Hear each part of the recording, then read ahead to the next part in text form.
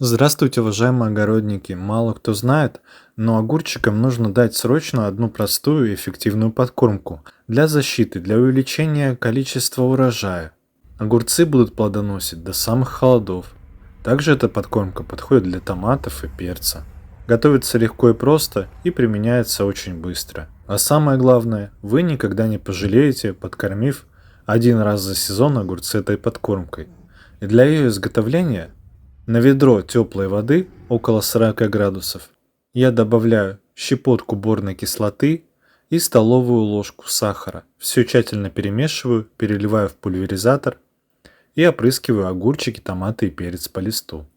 После этой подкормки вы удивитесь богатому и очень вкусному здоровому урожаю, как с открытого грунта, так и с теплицы. Был рад поделиться такой полезной подкормкой и желаю вам всего доброго. Спасибо вам за лайки и комментарии. До скорых встреч!